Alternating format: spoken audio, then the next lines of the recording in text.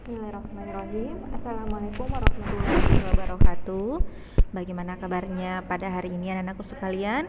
Insya Allah semua dalam keadaan sehat dan semangat dalam mengikuti pembelajaran pada hari ini. Baiklah anak-anakku sekalian, tadi kita sudah berdoa ya. Sebelum mulai pembelajaran kita sudah berdoa dan menyiapkan alat tulis dan buku paketnya. Baiklah anakku sekalian, kita kemarin sudah melaksanakan penilaian tengah semester. Jadi yang remedial, Ustazah harap tidak berkecil hati, dan yang tidak remedial jangan bertinggi hati.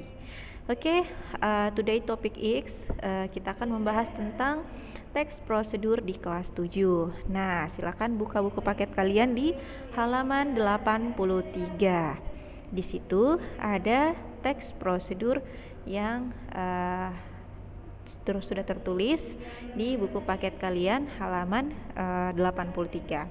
Nah, baiklah anakku sekalian, tujuan pembelajaran kita pada hari ini yaitu siswa mampu mengidentifikasi ciri-ciri teks prosedur. Seperti yang sudah kalian lihat di buku paket kalian, ada 3 teks prosedur. Nah, apa-apa saja 3 teks prosedur tersebut? Kira-kira apa bedanya ketiga teks prosedur tersebut? Nah, sekarang kita akan bahas di sini untuk lebih lanjutnya.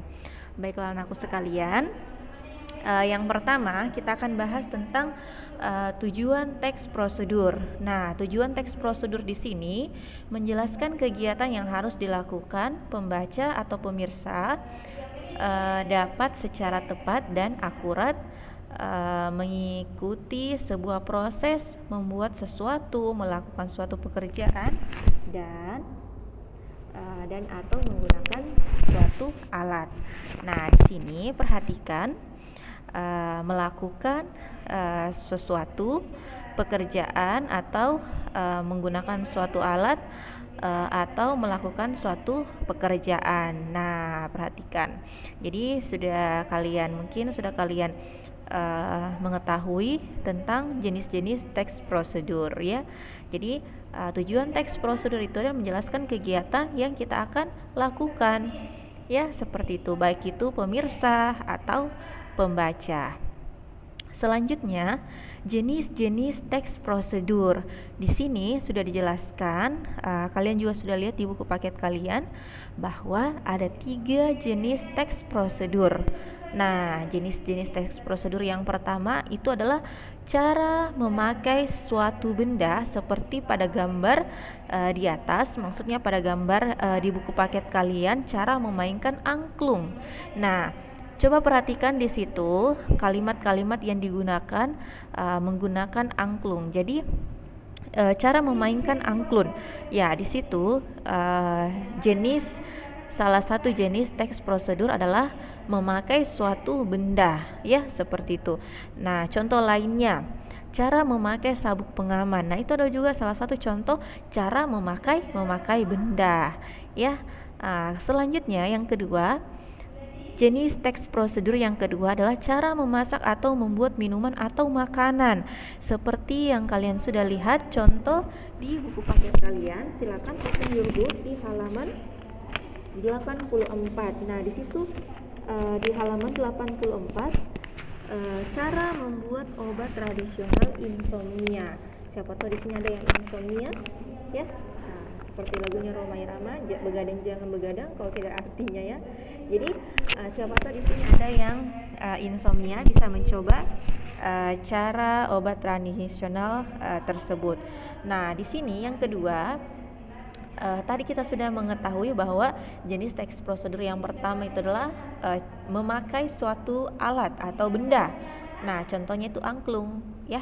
Nah, kemudian yang kedua adalah cara membuat masakan atau minuman atau maksud Ustazah cara memasak atau membuat sebuah minuman. Nah, yang paling sering kalian pasti lakukan cara memasak nasi goreng atau cara membuat kue ya. Mungkin yang kedua ini jenis teks prosedur yang sering dilakukan oleh kalian atau ibu kalian di rumah ya. Yang ketiga, jenis teks prosedur yang ketiga adalah cara melakukan gerak seperti menari atau berolahraga. Nah, seperti yang dilaksanakan atau dilakukan di hari Rabu kalau kita senam. Nah, ada gerakannya. Nah, itu adalah salah satu teks prosedur. Yang pertama kita rentangkan tangan terlebih dahulu. Selanjutnya kita goyang-goyangkan tangan kita. Selanjutnya angkat kakinya, yang kanan dulu. Selanjutnya kaki kiri lagi, hitungan ke-8. Nah, itu adalah salah satu contoh teks prosedur ya. Jadi ingat bahwa teks prosedur itu ada 3. Yang pertama, cara memakai suatu benda. Yang kedua, cara memasak atau membuat suatu makanan atau minuman. Kemudian yang ketiga, cara melakukan suatu gerakan seperti menari atau berolahraga seperti itu. Sudah paham ya anak ya jenis-jenis teks prosedur? Kita lanjut. Oke, ciri teks prosedur dari segi isinya. Nah, di sini ada ciri teks prosedur dari segi isinya. Yang pertama itu adalah panduan langkah-langkah yang harus dilakukan. Nah, dalam ciri teks prosedur itu ada panduannya atau langkah-langkah yang harus kita lakukan. Kemudian yang kedua, aturan atau batasan dalam hal, bahan atau kegiatan dalam melakukan kegiatan. Contohnya, tuangkan air sebanyak 5 liter. Jadi yang dituang itu hanya 5 liter saja ya. 5 liter saja yang dituang. Jadi tidak boleh lebih dan tidak boleh kurang. Nah, itu adalah aturan atau batasannya. Nah, contohnya kita mau mencuci pakaian dengan menggunakan molto yang 1 bungkus. Nah, kita harus menggunakan batas airnya itu hanya 5 liter saja. Kalau lebih atau kurang dari 5 liter ya, maksud Ibu bukan 5 meter ya, tapi 5 liter. Kalau kita kurang atau lebih menggunakan airnya, hasilnya akan tidak maksimal seperti itu ya. Jadi aturan atau batasan dalam hal, bahan atau kegiatan. Atau contohnya, lakukan olahraga itu selama 5 menit. Nah, jadi kalau lebih dari 5 menit itu bisa jadi membahayakan. Atau berjemur di bawah sinar matahari itu selama kurang lebih 20 menit ya, seperti itu. Itu namanya aturan atau batasan dalam teks prosedur. Selanjutnya, isi kegiatan yang dilakukan secara urut. Kalau tidak urut disebut tips. Jadi apa sih Bu bedanya prosedur dengan tips? Nah, kalau teks prosedur itu ada urutannya. Yang pertama kita lakukan ini, kemudian yang kedua ini, yang ketiga ini, dan itu harus berurutan, tidak boleh tidak berurutan ya. Kalau tidak berurutan itu namanya tips ya, seperti itu. Jadi kalian harus pahami apa sih bedanya tips dengan prosedur.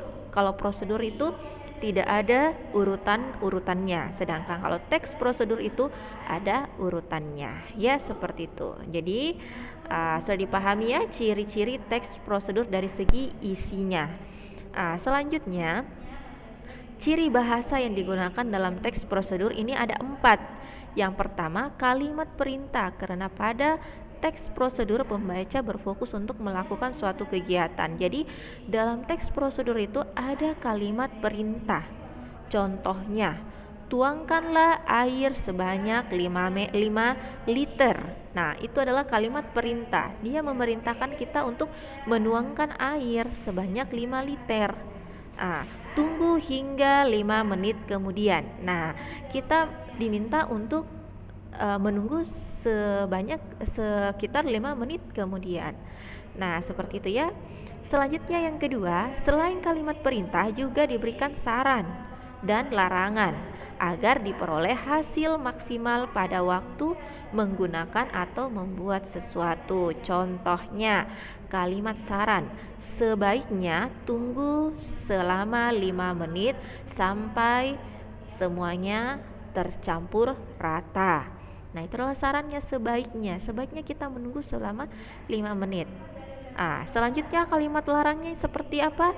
Ah, jangan menggunakan air terlalu banyak untuk hasil yang lebih baik. Jadi dia melarang kita untuk menggunakan air yang banyak, ya, kalimat larangan seperti itu.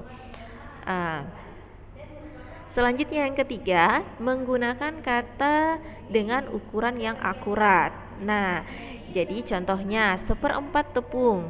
Kalau kita membuat kue, harus ada ukuran-ukurannya. Seperempat tepung, 2 butir telur, 5 buah rimpang kunyit. Jadi harus ada ukurannya seperti itu. Jadi ciri bahasa yang digunakan dalam teks prosedur itu menggunakan ukuran yang akurat, ya, seperti itu.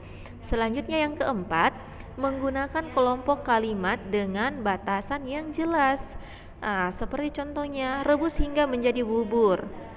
Jadi jelas. Jadi kita harus menunggu ini rebusannya hingga menjadi bubur, atau lipat bagian ujung kanan sehingga membentuk segitiga sama kaki. Jadi ini tadi ada 4 ciri bahasa yang digunakan dalam teks prosedur. Sampai di sini ada pertanyaan?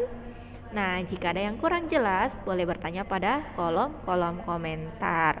Jadi, itulah tadi video penjelasan yang Ustazah sampaikan. Silahkan yang ada kurang jelas boleh bertanya. Dan ingat, yang remedial langsung mengerjakan soal remedial, sedangkan yang tidak remedial mengerjakan soal pengayaan pada hari ini. Oke, syukran jazakillah atas perhatiannya, Nak. Ustazah tutup pertemuan kita hari ini dengan membaca doa kafaratul majelis. Subhanakallahumma wa bihamdi asyhadu an la ilaha illa anta astaghfiruka wa atubu ilaik. Assalamualaikum warahmatullahi wabarakatuh.